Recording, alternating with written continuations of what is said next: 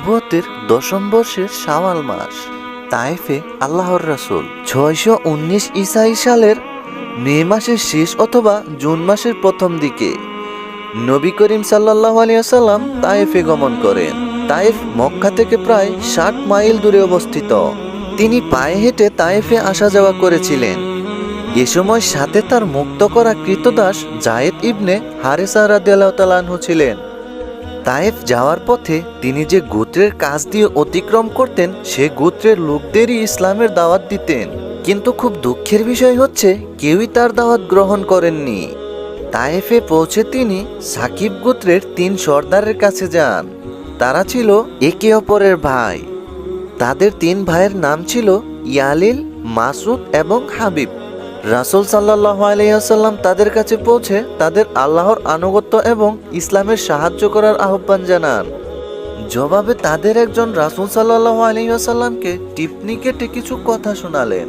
অন্য একজন বলল, আল্লাহ তাআলা কি তোমাকে ছাড়া অন্য কাউকে পেলেন না? তৃতীয় জন বলল, আমি তোমার সাথে কোনো কথাই বলতে চাই না, কেননা যদি তুমি নবী হয়ে থাকো তোমার কথা প্রত্যাখ্যান করা আমার জন্য অত্যন্ত বিপজ্জনক হবে, আর তুমি যদি আল্লাহর নামে মিথ্যা কথা রটাও তবে তো তোমার সাথে আমার কথা বলা উচিত নয়। এসব শুনে রাসূল সাল্লাল্লাহু আলাইহি ওয়াসাল্লাম উঠে দাঁড়ান এবং শুধু এতটুকু বললেন, তোমরা যা করছো তো করছো, তবে বিষয়টা গোপন রেখো। তিনি তায়েফে 10 দিন অবস্থান করেন। এ সময় তিনি এক এক করে তায়েফের প্রত্যেক নেত্রীয় লোকদের কাছে যান এবং তাদের সাথে কথা বলেন, কিন্তু সবারই একই জবাব, তুমি আমাদের শহর থেকে বেরিয়ে যাও। শুধু একথা বলেই তারা ক্ষান্ত হয়নি, বরং তারা উশৃঙ্খল বালকদের উস্কে দেয়। তিনি ফেরার ইচ্ছা করলেই ওইসব দুর্বৃত্ত বালকটাকে গালি দিত এবং কি তালি বাজাতো।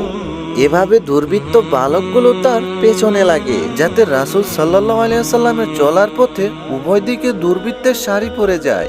এরপর তারা গালাগাল করতে থাকে এবং পাথর ছুঁড়তে থাকে। এতে তার 2 পায়ের গোড়ালি রক্তাক্ত হয়ে যায়, জুতা মোবারক রক্তে ভিজে যায়। ওদিকে হযরত যায়েদ ইবনে হারেসা রাদিয়াল্লাহু তাআলা আনহু ঢাল হিসেবে তাকে আগলে রাখছিলেন।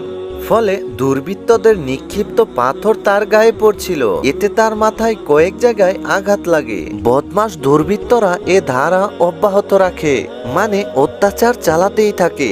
আজকের জন্য এখানেই শেষ করছি। পরবর্তী ভিডিও ঠিক এখান থেকেই শুরু হবে। ঘটনাটি আপনাদের কাছে কেমন লাগলো অবশ্যই কমেন্ট করে জানিয়ে যাবেন।